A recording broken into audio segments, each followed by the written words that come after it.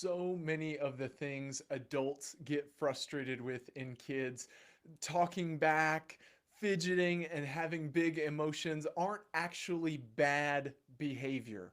They're normal, developmentally appropriate, and sometimes even necessary.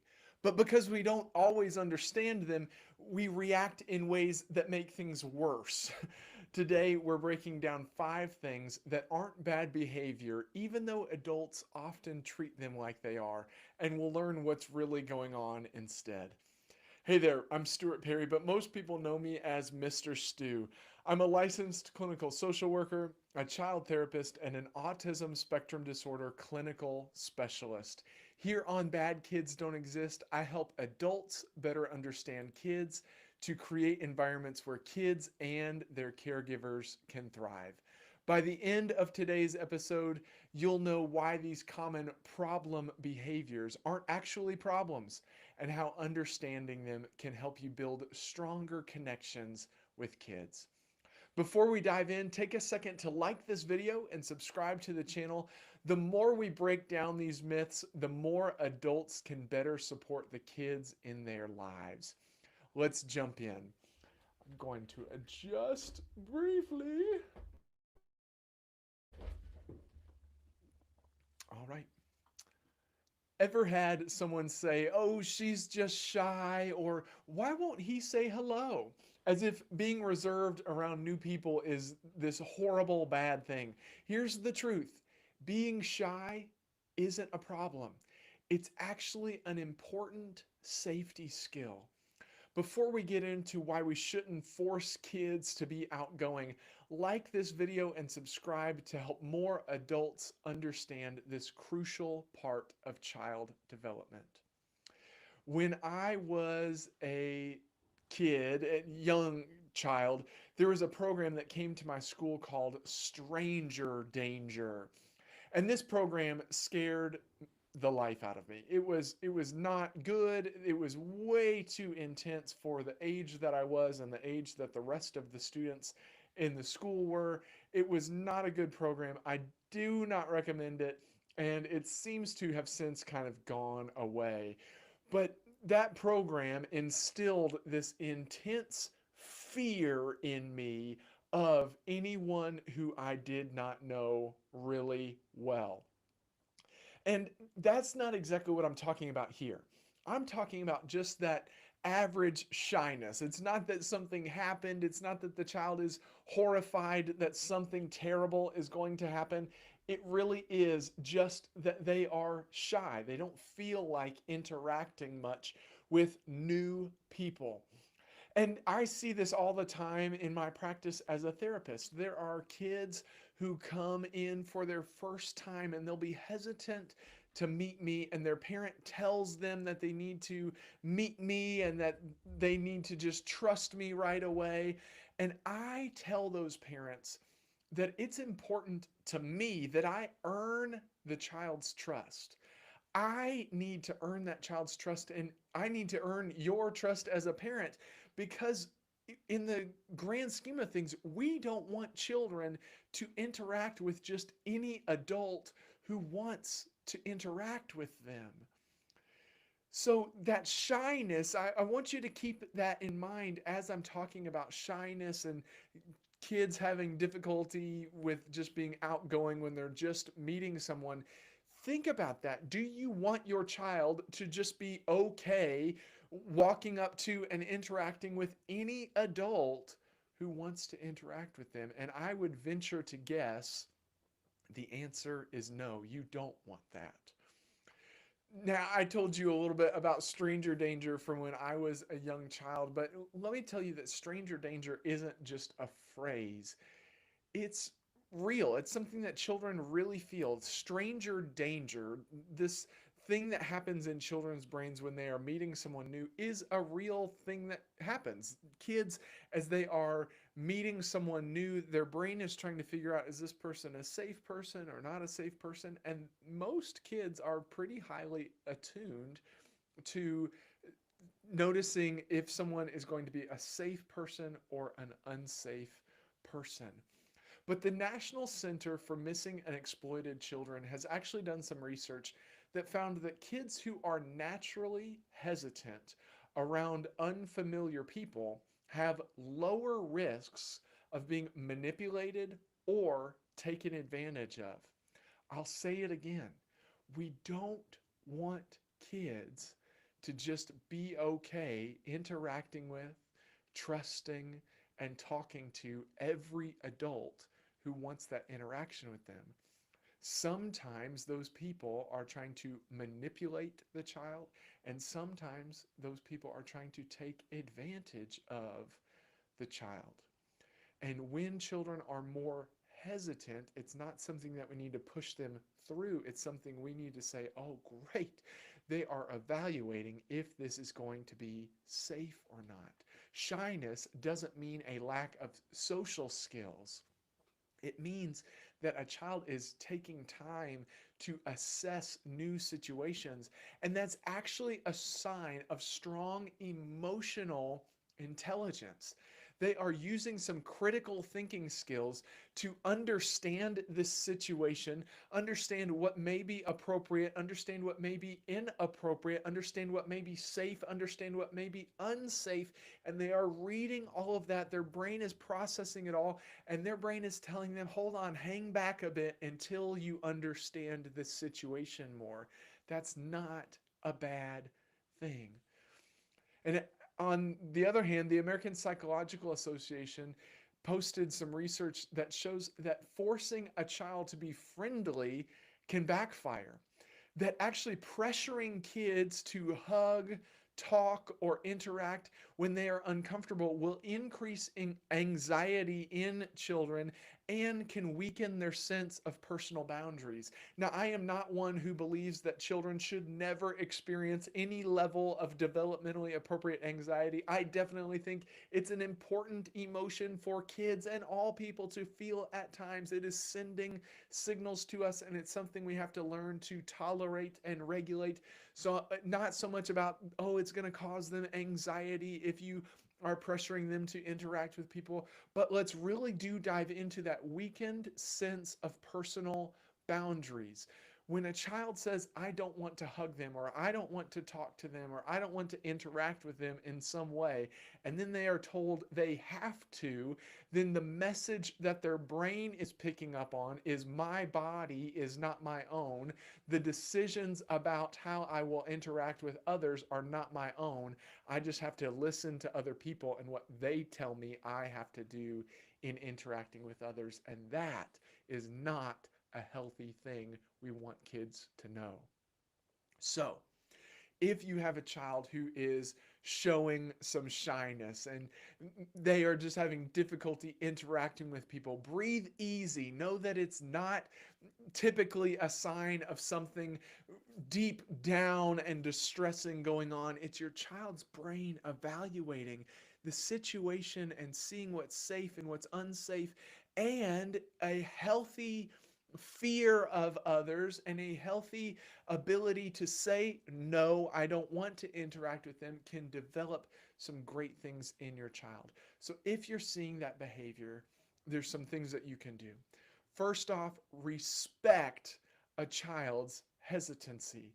There is no need to push them to interact with people if there is no need to interact with them. Yes, sometimes children are going to need to learn to stand in front of a class and give a presentation even though they are feeling uncomfortable. But when they are meeting new people or meeting people who they haven't seen in a long time or just interacting in general, it's okay if they are hesitant in approaching someone. So respect that. Then you can offer some encouragement, but without pressure. You can tell them, oh, remember, this is so and so, and they really care about you. Or you can tell them that, hey, they're my friend, and so I really think that they're a safe person, but it's okay if you don't want to interact. I just wanted you to know that they're safe to me, without giving that pressure to interact in the way that you think that they should.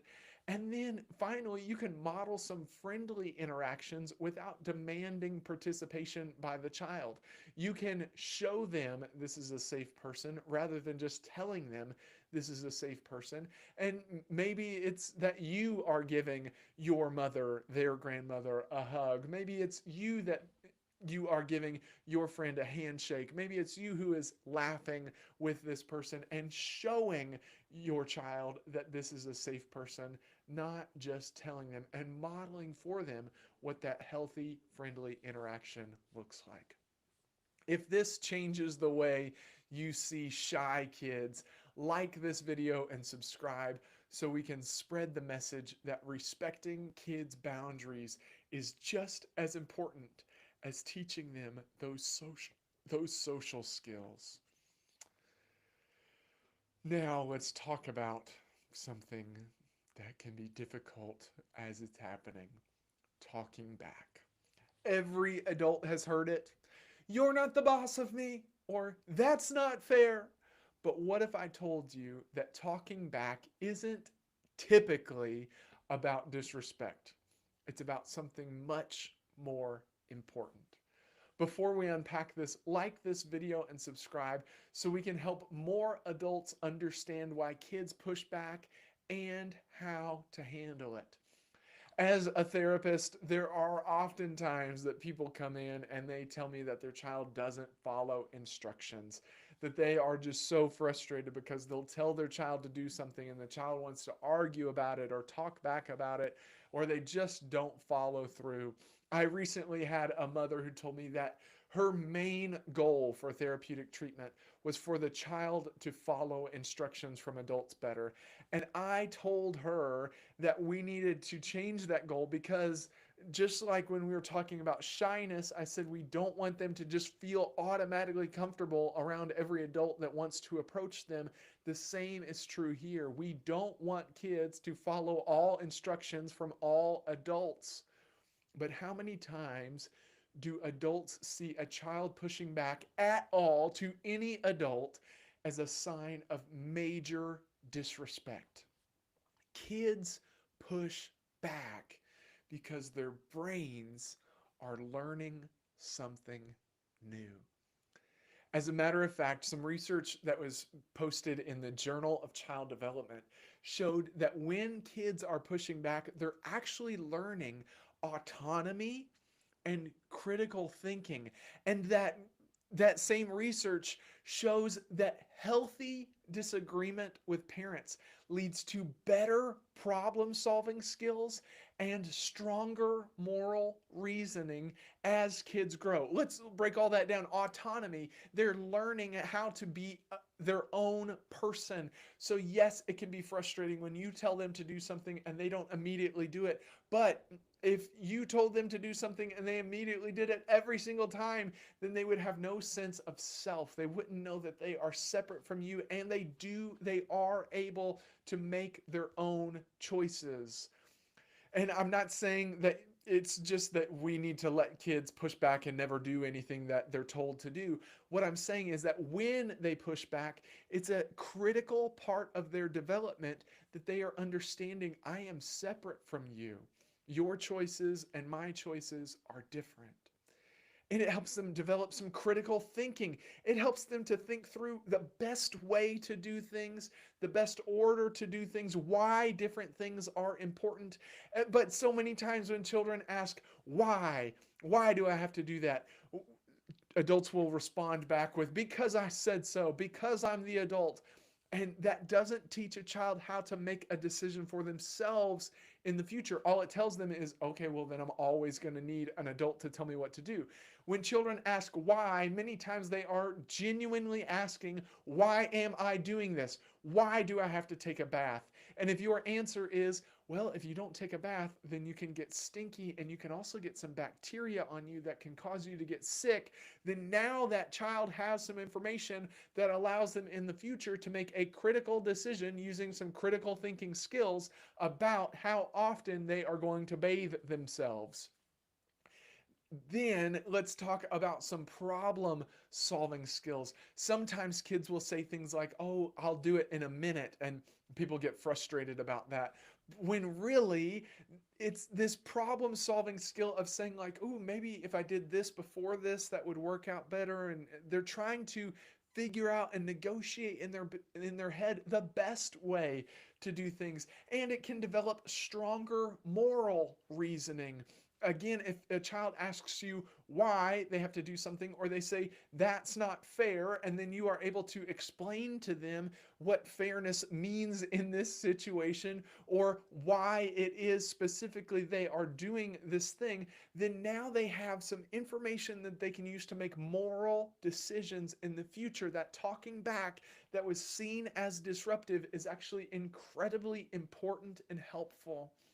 Another study done by the University of Virginia found that teens who argue with their parents in a constructive way, not just yelling, not being quote unquote rude, not screaming and calling names, but if they are arguing with their parents and allowed to argue with their parents in a constructive way, they'll be better at resisting peer pressure later in life.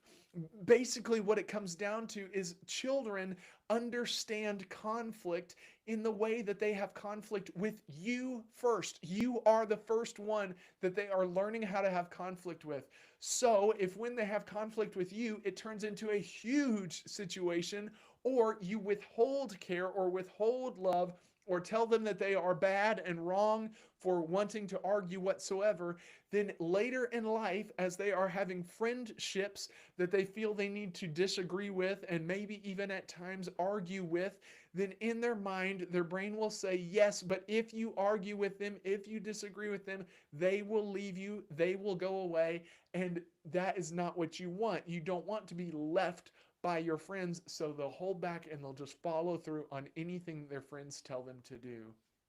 That healthy disagreement, healthy arguments help children develop so many skills. So, the next time your child pushes back, and they will, instead of shutting it down immediately and completely, teach respectful disagreement and model how to express concerns without them just completely dismissing your authority. Let them know it's okay to disagree. It's okay to ask questions. And at times, it's even okay to have an argument. But there's a healthy and respectful way to do that. If they just come right at you and start calling names and screaming and saying how stupid you are, you can say, whoa, whoa, whoa, whoa, whoa, whoa, whoa, whoa, whoa. You are allowed to tell me that, but I'm going to give you a do-over in how you do it because that wasn't right. Let's try again. Try that again. And help them learn how to do it in an appropriate way rather than an inappropriate way, but let it run its course. Because if you will, you'll be developing so many important skills for your child. If this makes you rethink how you handle back talk, hit like and subscribe so we can break down more of these parenting myths. We've talked about shyness. We've talked about talking back. And now I would like to tell you about the behavior I get the most calls from teachers about. Do you ever tell a kid to sit still only to see them wiggling, tapping, or bouncing a foot 5 seconds later? It turns out that fidgeting isn't a distraction, it's a tool. Before we get into why movement actually helps kids focus, like this video and subscribe to help more adults understand the science behind fidgeting. I love to explain the why behind things. It's nice to know different things that work, but I don't like to just know that something works. I like to know why it works. And that's what I hope to be able to tell you about fidgeting and fidget toys, or fidget tools as they're now sometimes being called. But before I jump into fidgeting and why fidgeting is so helpful and why some fidget toys can be so beneficial for everyone, but especially children, let me first say that fidgeting and preference for fidgets does not mean a child has ADHD. We have got to throw that out. Just because a child fidgets often and they move around, they shift in their seat, and they like to do lots of different things, and they like to move around and they like to play with things while they're working, does not necessarily mean they have ADHD. ADHD requires lots of symptoms to be diagnosed, and fidgeting is one of those things, but it's not even the main thing. It's one of the things. And there are many children who do not have ADHD who also have a preference for fidgeting and using fidget toys while they do different things. In general, though, there was a study that was posted in the Journal of Abnormal Child Psychology that showed that fidgeting actually improves focus and memory retention in kids. That is amazing. So many times people think that if children are fidgeting, they are not focusing, that they are lacking focus.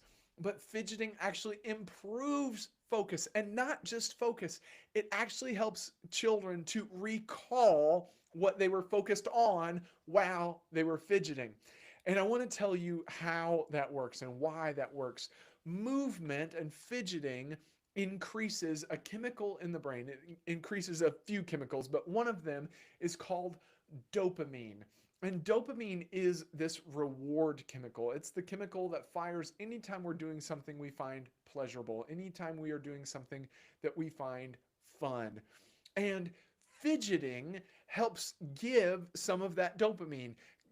The different fidget toys and fidget spinners, sometimes they click a little bit, and sometimes it's just fun to spin them around, and sometimes there's something that's just tactile that feels good as you're moving it. All of those things cause that reward chemical to come in the brain. So you are generating some reward as you are moving just a bit. And the brain is constantly on the look for dopamine. If you remember the movie Up, there is the dog Doug, who anytime there's a squirrel will look over and say, "Ah, squirrel." That is because the squirrel was giving Doug's brain some dopamine. And children, and all people, but children are that way, where our brains are constantly scanning for dopamine, constantly scanning for things that will give us reward. You have been in situations, maybe it's been in a meeting or a training, where you start to zone out and you start to look around and you start to think about other things that are going on. That is your brain chasing dopamine. It's trying to get some reward chemical where there is not some of that reward chemical happening right now. Well, fidgeting helps to, what I say, plug the dopamine. It helps it to say, oh, I've got dopamine there. That part is taken care of. And you can do this with all sorts of different senses. Most people know about the 5 main senses that people have. Sight. So some children like to have a television on, and maybe the volume is way low or maybe muted all the way, but they just like to have something on while they're working, and they'll glance up and you'll see them. They'll work and they'll glance up. That is their sight searching for dopamine. And if they have something there, then their sight is saying, we don't have to look all around the room and be completely distracted. We can glance up, get a little dopamine, and then go back to working. Some kids like to listen to music or have sounds going while they are working. That is the sound receptors receiving their dopamine. So they're saying, oh, we don't have to be listening around to everything. I've got the dopamine I need, so I don't need to search other places. I can stay focused. Movement releases some dopamine for a few different reasons. Some of it is tactile. Some of it has to do with a different system and a different sense in the brain that actually helps us to feel movement. And that system also needs dopamine. Well, if a child is allowed to rock or bounce their knee, or if they are allowed to stand instead of having to sit at their desk, then their brain is receiving dopamine in that movement part of their brain. If they're allowed to play with something, rub something, spin something, then the tactile sense is plugged with dopamine and says, I don't have to reach around to everything. I can just do this one little thing and get some dopamine. If children are allowed to chew gum while they work, that plugs the dopamine receptors for both smell and taste and some movement in the mouth and some tactile feel. Gum is one of the best fidgets, and it is so sad that children are not allowed to chew gum, because if children were allowed to chew gum, they would be needing to move much less. All that movement would be the gum in their mouth. That's a different soapbox for a different day. But all of those things increase the dopamine, where the brain says, I don't have to be distracted looking around for more dopamine. I'm getting the reward that I need.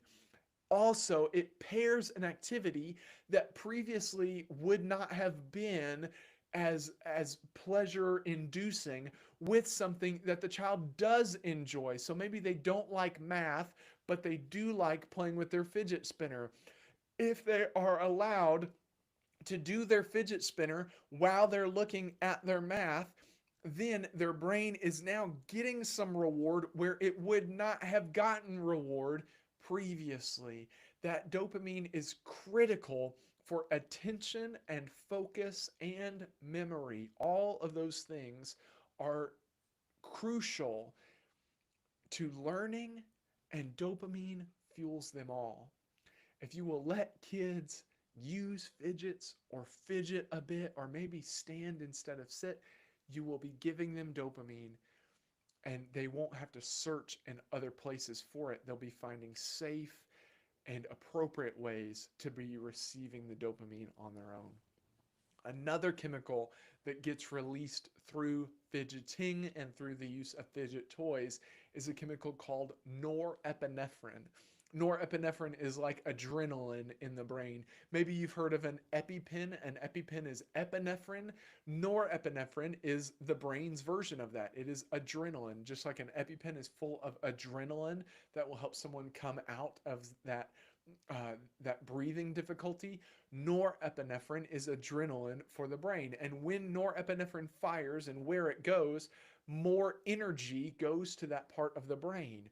If children are allowed to fidget, norepinephrine is being released in the brain, and that helps their brain give more energy where it is needed. We've all been in those situations where we've had to sit for so long that we just feel so lethargic. Kids are no different, and as a matter of fact, their brains go there much faster. So when you allow them to spin the fidget or click the fidget or rock or bump their knee up and down or stand, that norepinephrine, that adrenaline, is keeping their energy up so that they even have the ability to focus. That, paired with the dopamine release, helps children give focus, maintain the focus, and the dopamine reward helps them to retrieve it later because it was something interesting and something that gave them reward, not just something dull and boring. If children need to fidget, let them do it. Instead of just shutting down all fidgeting and tell them they need to sit completely still, here's some tips. You can allow some small, controlled movements. I mentioned clicking of a fidget, and there are some fidgets that can be pretty loud.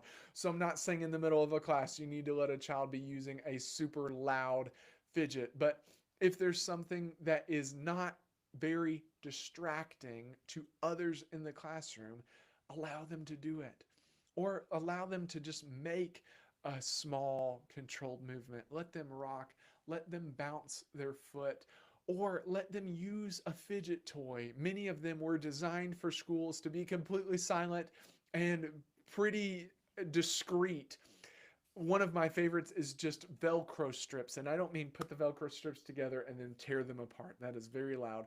But if you will take the two sticky sides of Velcro and put them together, and you have the fuzzy side over here and the crunchy side on the flip side, where it cannot be put together and ripped apart, put together and ripped apart, where that sticky side is the side that's together.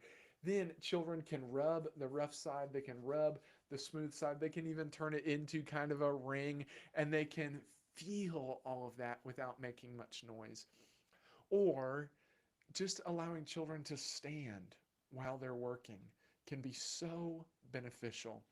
I often recommend that children should be allowed to stand so long as they can reach their spot. So if they can stand but reach their desk, then they are in their designated area. Allowing children to fidget is not decreasing the amount of focus. And as a matter of fact, if you have a child who is fidgeting, chances are they are tuned into you in their own way. If this makes you rethink fidgeting, like this video and subscribe so we can bust more myths like this one. We talked about shyness. We talked about talking back. We talked about fidgeting. And now we are going to talk about the number one behavior that I hear as difficult from parents. Many adults think meltdowns are just kids trying to get their way. But the truth is that a meltdown isn't just a tantrum, it's a neurological event. Like this video and subscribe so we can shift the way adults see meltdowns and emotional regulation. As a therapist, I have seen and dealt with my fair share of meltdowns with kids. There have been minor ones where there was just some yelling and screaming. There have been some more moderate ones where maybe there were tears and maybe some balled up fists or even some slapping. And then I've dealt with some pretty intense ones where maybe there was some hitting and banging of things or throwing of things. And then I've dealt with some very extreme ones where there was serious danger from the people who were involved. Either children were throwing desks or chairs or biting, whatever it might be. But always, the common thread is that the child is overwhelmed by something. Either one of the five senses that most people know, or there's actually more senses that people have that tell us what is going on inside of our bodies, both physically and emotionally. One of those things is being overwhelmed.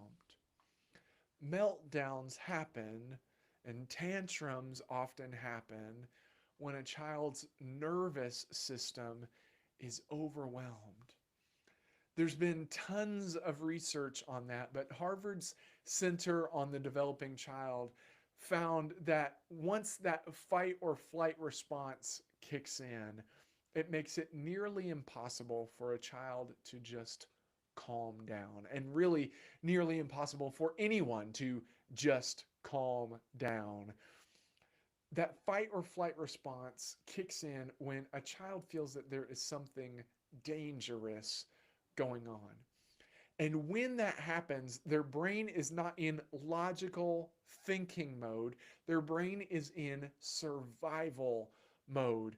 And calming down is not part of survival. Survival would be either getting away or fighting whatever it is that's causing this disruption. And sometimes it is fighting a person, but sometimes it's fighting back against a decision, or sometimes it's fighting with an emotion. It doesn't always have to be a physical fight. Sometimes it's this internal battle that you are witnessing from the outside, and saying to a child, just calm down, is not going to be helpful. Their brain is trying to survive.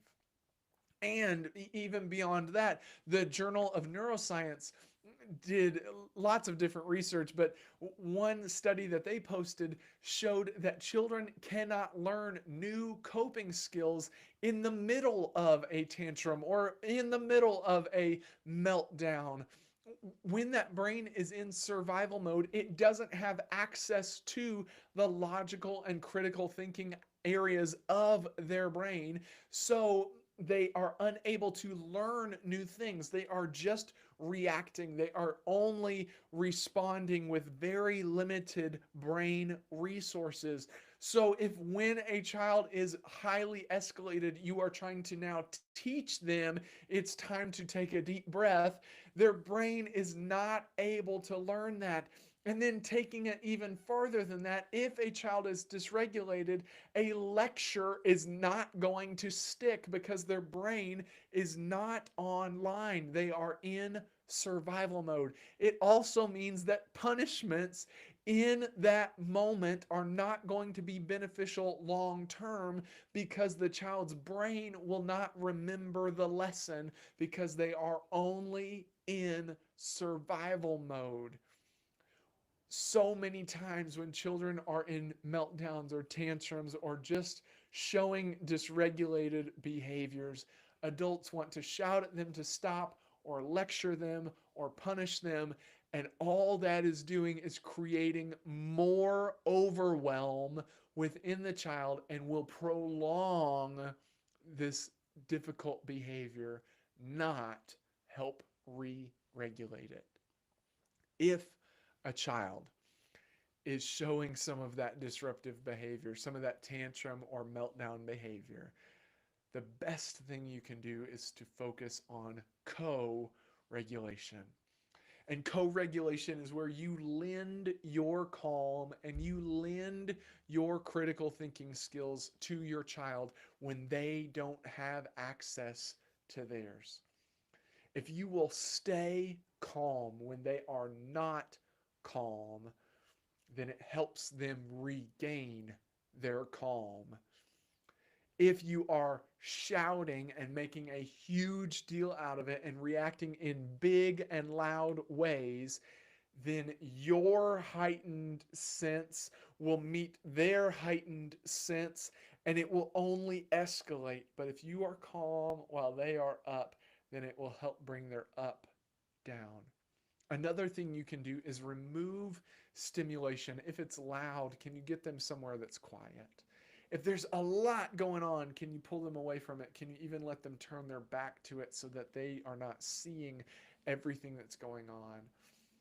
Can you just help them get away from everything that's overstimulating them and help their brain come back online? Help them recover from that dysregulation. Then you can talk about what happened and how they can handle it better in the future. But as they're going through it is not the time to do it. You stay calm so that they can stay calm.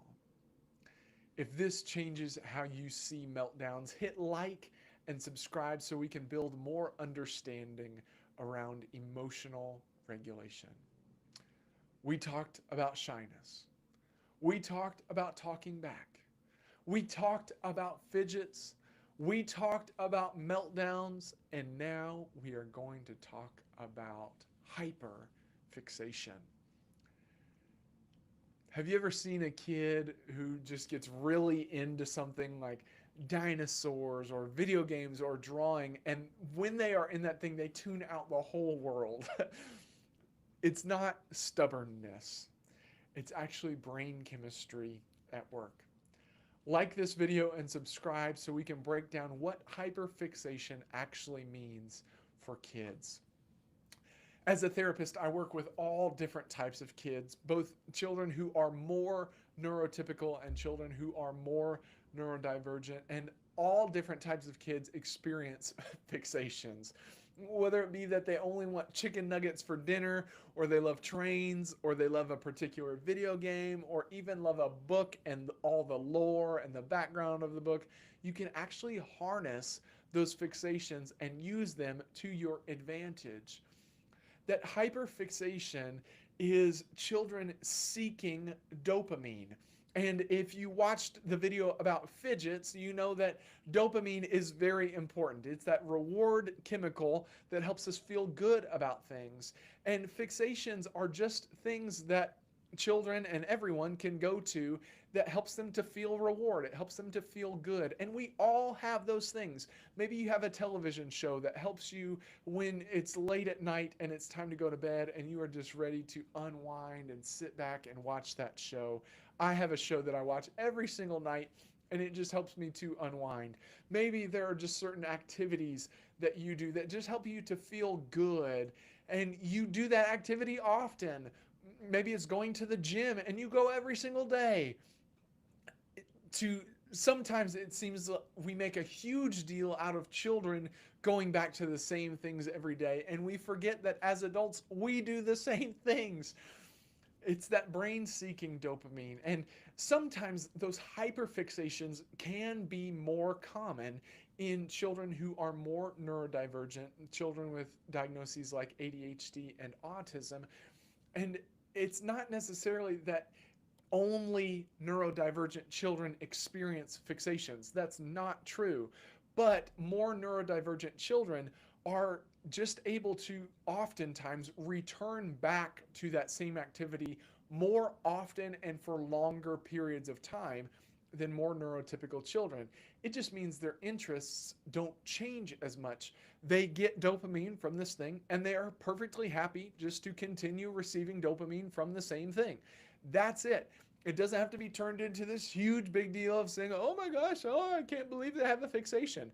It just means that's the thing they like and they're able to keep going back to that thing. That's all. And when kids have that thing, you can know it's something that they enjoy. It's something that gives them some of that reward chemical.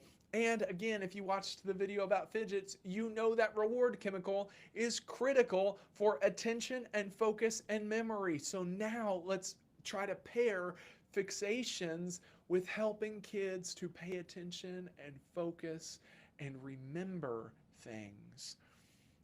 Because the the research shows that forcing kids to move on from those things and not allowing them to have those special things can actually increase their anxieties. And a study that was published in the Autism Research Journal showed that forcing them to leave those things can increase their anxiety. Think of it as like a comfort blanket. And yes, sometimes there are fixations that are unhealthy. And if it's one of those things, then definitely help your child move on from that. But if it's just something that they enjoy, that is safe for them to enjoy, there's no need to rush them through not enjoying it anymore. On the other hand, those same studies that showed that forcing kids to move on will increase their anxieties in general, it also showed that honoring those special interests, honoring those fixations, can help kids develop focus and motivation in other areas not related to the fixation. Here's what it really comes down to. If a child is able to develop focus, and fixations take some deep, intense, prolonged focus. If a child is developing that skill in any way at all, then their brain realizes they can do it. They can give focus. So if they can do it here, then their brain says, well, we did it here. Maybe we can try it over here. And their brain is able to develop that focus in another area not related to the fixated behavior because they were allowed to develop focus through a behavior that gives them reward. The same is true for motivation. This motivating feeling that kids get as they are exploring things that they are already interested in can help them to develop motivation for other things, because oftentimes fixations will reach a point where it becomes difficult to learn more, difficult to make it to the next level, but children are motivated to work through it. And that motivation, their brain sees, oh, I did it here, maybe I can also do it over here. And their brain is able to generalize those skills of focus and motivation when those fixations, those desired behaviors, desired activities, desired topics are honored.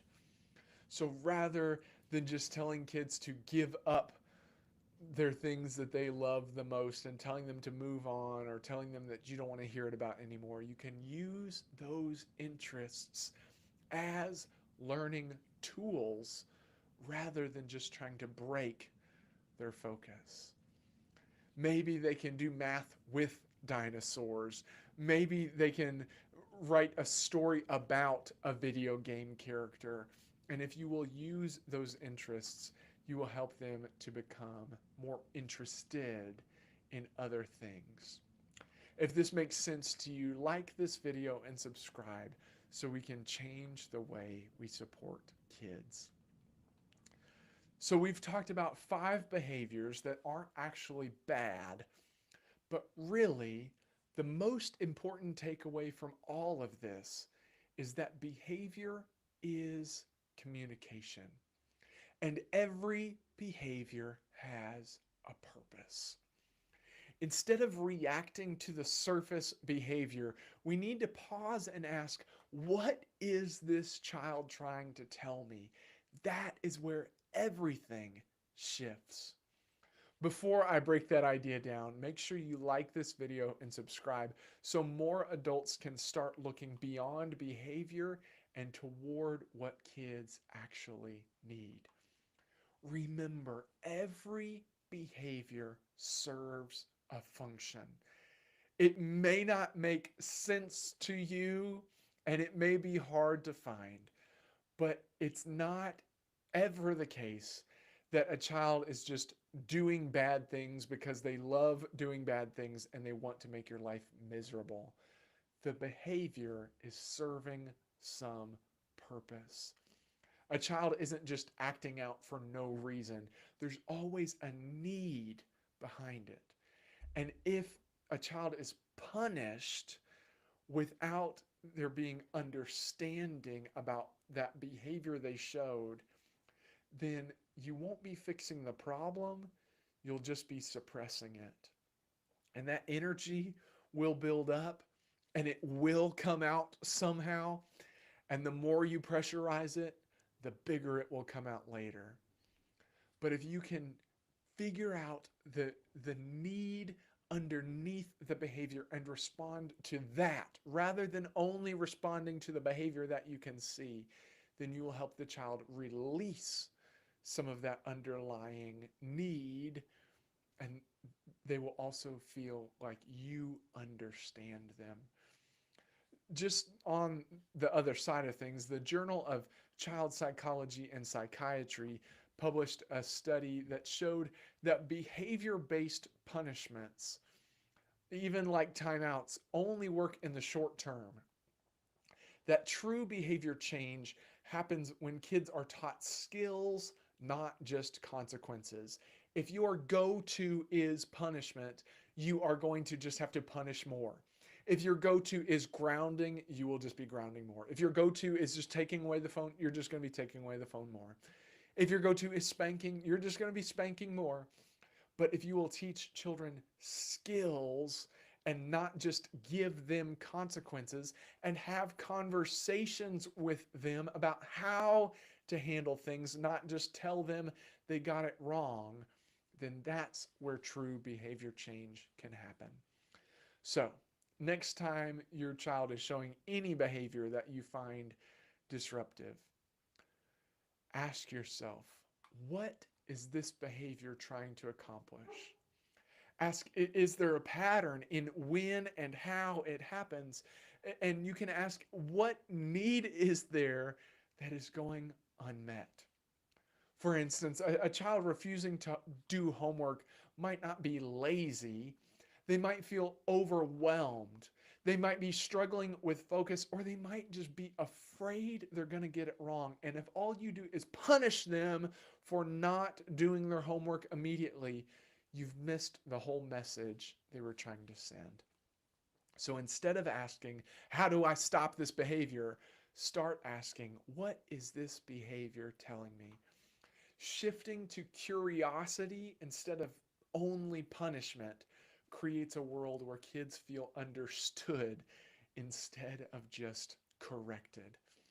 If we all started chasing the why behind kids' behaviors instead of just reacting to them, imagine how much better we could support them. Like this video, subscribe, and share it with someone who needs to hear this. So today, we broke down 5 behaviors that aren't actually bad, even though adults often treat them like they are. We talked about being shy, and we understand now that it's not a problem, it's a safety skill.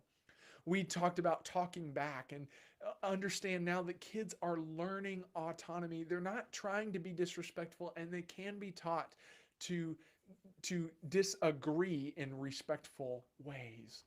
Then we talked about fidgeting and understand now that really it's releasing a lot of things that actually helps kids focus, not distracts them. We talked about meltdowns and how most of the time they're not manipulation, they're just nervous system overload. And then finally, we talked about hyperfixation. And we learned that kids deep diving into interests isn't bad. It's their brain's way of getting more of that dopamine reward chemical. And finally, we learned to chase the why, to stop reacting to behavior at face value and start understanding the message behind it. When we stop assuming the worst about kids' behavior, we actually start helping them grow. If you found this helpful, like this video, subscribe, and share it with someone who needs to hear this. The more we understand kids, the better we can support them. If you're looking for a keynote speaker or workshop leader to help your team or organization better understand kids and their behaviors, visit badkidsdon'texist.com/booking for more information. Until next time, this is Mr. Stu reminding you that some things exist, some things don't. Bad kids don't exist. Peace. And Eleanor, I see. Oh, you have said curiosity is awesome. Absolutely, it is. It helps kids to develop so many incredible things. You said, I asked my son what he needed to do his homework, and he told me he needed a rest between school and homework. Eleanor, do you see? That is amazing. Thank you so much for sharing that. That is so helpful because just in having that conversation with your child, rather than just jumping and telling them, no, you're going to do your homework now, you avoided any type of fight. You showed your child that you are working with them and you helped them come up with what they need to support themselves. Amazing. Thank you so much, Eleanor. Eleanor, you also say we use a bouncy chair break in between papers. He said he needs a break every 20 minutes. I make sure he is rested, fed, and gone to the bathroom, and he knows there is a short time limit. Eleanor, I am cheering you on so hard. Thank you so much for sharing all of that and being there for him. Yes, Eleanor, parents do feel like they often need to just fix everything rather than just helping their kids develop those skills on their own. There's a great book that I'm actually going to do a future episode about called The Way of Play, that talks about a skill called stretching and scaffolding that is all about not just fixing things for your kids, but helping them to stretch how far they think they can go and then providing just a little bit of support so that they can get there. Yes, kids do know how to solve problems. Not every problem, but they do know how to solve lots of problems on their own, or they can solve them with just a little help from you. They don't need you to just rush in and fix it. And the more that you rush in and fix it, the less likely it is they're going to develop those skills. Eleanor, thank you so much. You're a rock star, and thank you for sharing your stories. And I love that you love the channel. Thanks so much. I'm out for today, but you have a great week, and hopefully I'll see you again next time. Peace.